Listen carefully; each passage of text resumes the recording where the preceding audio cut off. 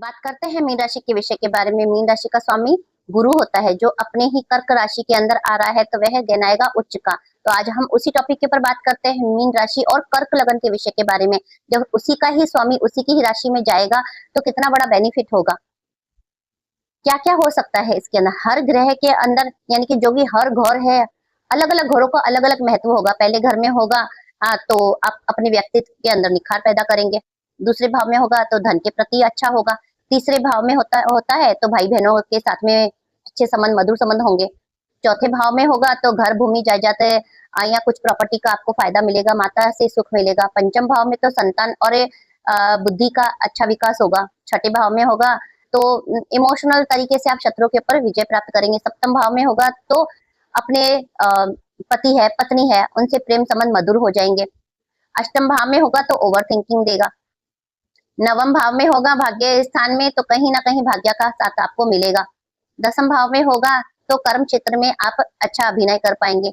11वें भाव में होगा तो आपको लाभ की स्थिति अच्छी मिलेगी। 12वें भाव में होगा तो आपको रात को नींद नहीं आएगी, नींद की समस्या उत्पन्न हो सकती है। तो ये हो गया मीन राशि के अंदर जो अभी जो गुरु बोल रहे हैं ना कि गुरु कर्क राशि में आएगा, ये आपने 12 के बारे में मैंने आपको बता दिए किस तरीके का बेनिफिट होगा, लेकिन हर किसी के लिए बेनिफिट नहीं होगा वह। आप इस चीज को समझिए, क्योंकि इसे हमें अंश बल देखना पड़ता है।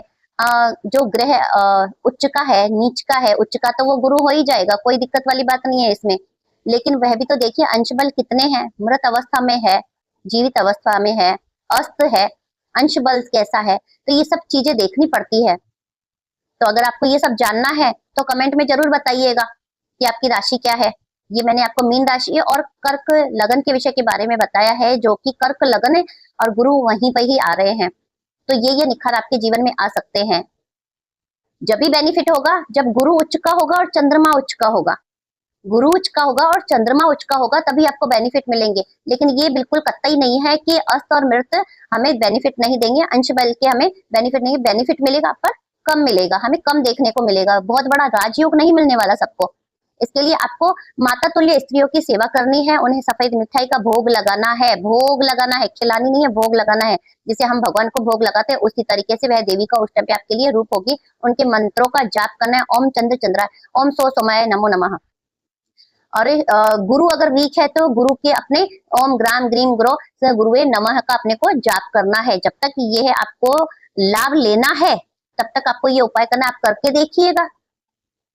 आप बोलेंगे कि नहीं वैसे बैठे बिठाए राजयोग लगे, भाई किसी को नहीं मिलने वाला, काम तो करना पड़ेगा, कर्म तो अपने को करने ही पड़ेंगे। वैसे आप बोलोगे कि राजयोग है तो बैठे बिठाए हमें रोटी पकाई पकाई मिल जाए तो हम खा ले, ऐसा कुछ नहीं होने वाला है। कर्म तो भी आपको करने पड़ेंगे। मैं कभी झूठ नहीं बोलूंगी, लेकिन ये सच है कि बैठे बिठाए कुछ नहीं मिलेगा। अंश बल से कम होगा तो बेनिफिट कम मिलेगा, अस्त मृत होगा तो भी आपको बेनिफिट कम मिलेगा। बेनिफिट उन्हीं लोगों को मिलेगा 2 जून के बाद में जिनके उच्च के गुरु और चंद्र बैठे हुए हैं। कैसी लगी आपको ये जानकारी, बताइएगा जरूर। क्या आप अपने विषय में कुछ जानना चाहते हैं तो कमेंट सेक्शन में मुझे बताइए, मैं आपके सवालों का जवाब वहीं पर ही दूंगी। राधे राधे।